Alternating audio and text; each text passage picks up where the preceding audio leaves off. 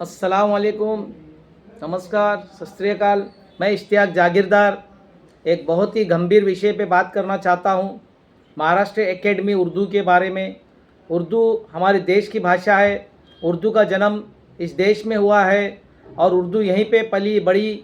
आज उर्दू ऐसा हो गया है कि एक पूरे देश के अंदर इसको उर्दू फ़रोग़ बोल के इसकी जो भी है साहित्य कमेटी बनाई गई है।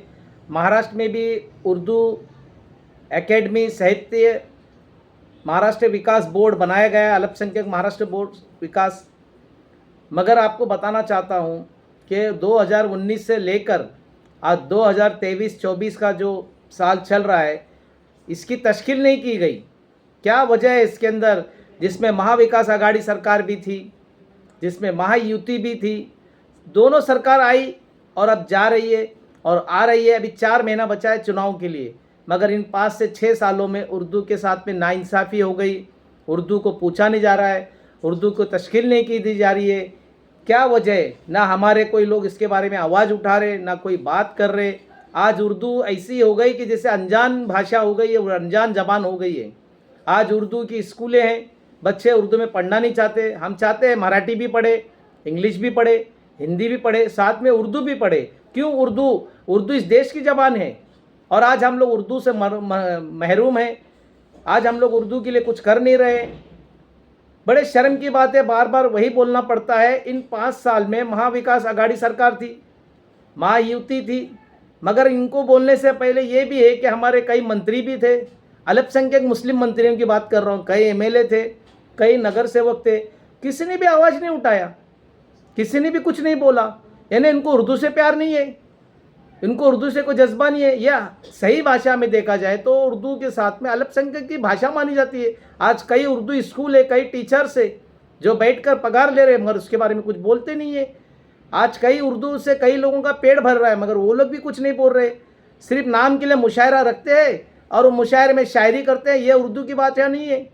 उर्दू से लोगों को फ़रोग़ मिलना चाहिए, उर्दू से फ़ायदा होना चाहिए, उर्दू की किताबें आना चाहिए, उर्दू से कई लोगों को अवार्ड देना चाहिए, कई लोगों का फ़ायदा होना चाहिए। उर्दू से कई मतलब जो ये मिलती है, लोगों को रोज़गार मिलना चाहिए। इसके लिए कई स्कीम बनाना चाहिए। और सरकार खुद स्कीम जब बोलती है, लेकिन बोलने वाला कोई नहीं, करने वाला कोई नहीं। 5 साल हो गए, दोनों सरकारें थी, महाविकास आघाड़ी और महायुति अभी जो चल रही है। पहले नाना पटोले साहब कांग्रेस के, उदय बाला साहब ठाकरे शिवसेना के, और हमारे खुद शरद पवार साहब, मगर उर्दू के लिए इन्होंने कुछ नहीं किया। और अब अजित दादा पवार साहब, एकनाथ शिंदे साहब, देवेंद्र फडणवीस साहब, मगर उर्दू के लिए कुछ नहीं कर रहे। अब ये पता नहीं चलता है कि मुसलमानों को एकदम एक किनारा किया जा रहा है, मुसलमानों के साथ में नाइंसाफ़ी नहीं हो रही है। अब ये हो गई, मगर उनकी भी गलती मैं नहीं मानता, क्योंकि वो इतने बिजी होते हैं कि उनकी इतनी बड़ी राजनीति होती है कि वो इस चीज़ों पे ध्यान नहीं देते। मगर इसके लिए जिम्मेदार कौन? अल्पसंख्यक माइनॉरिटी लीडर, अल्पसंख्यक मिनिस्टर, अल्पसंख्यक एमएलए, अल्पसंख्यक नगर सेवक, अल्पसंख्यक सांसद, यानी माइनॉरिटी मुस्लिम लीडर, एमएलए, नगर सेवक, एमपी, ये सोए हुए कितना कीमती वोट देकर दिन रात मेहनत करके मुसलमान इनको भरोसा करके इनको चुन कर लाती है और ये आवाज़ नहीं उठाते। वक्फ का मसला देखो, हमारी ज़मीनें छीनी जा रही है, कोई आवाज़ नहीं उठा रहे, इनको कोई फिक्र ही नहीं है। तो ये गए कि तुम सांसद में, तुम गए कि विधानसभा में, घर में बैठो ना तुम लोग, दूसरों को मौका दो। जब तुम कुछ कर नहीं सकते हो तो ये चुनाव लड़ते क्यों हैं आप लोग? मुसलमानों का नुकसान क्यों कर रहे हैं? आज आप लोगों की वजह से हजारों मुसलमान, लाखों मुसलमानों का नुकसान हो रहा है महाराष्ट्र के अंदर। महाराष्ट्र की धरती में मुसलमानों का आने वाले नौजवान युवा पीढ़ी क्या सोचेगी, क्या उनका फ्यूचर है, उनके बारे में कुछ सोचते हो तुम लोग? कोई फिक्र है आप लोगों को? और तकरीर तो बहुत खतरनाक करते हो। गाड़ियाँ तो एक से एक होते हैं, बाउंसर तो एक से एक होते हैं, तुम्हारे स्टेज तो बहुत बड़े बड़े सजे रहते हैं, मगर उर्दू के लिए आप लोग कुछ आगे कदम नहीं बढ़ाते ना। हज कमेटी का देखो वही रोना धोना, वक्फ कमेटी का देखो वही रोना धोना, मुस्लिम के कई ऐसी स्कीम निकलती है उसके बारे में किसी को। मौलाना आजाद कलाम का देखो, आज कोई बच्चे को लोन नहीं मिलता। आज मुसलमान परेशान है, जो बोलते हैं गरीबी रेखा के नीचे रहने वाले कई मुसलमान आज तड़प रहे हैं कि कोई उनकी मदद करे रोजगार के लिए, कोई धंधा पानी के लिए, कोई लोन दिलाए।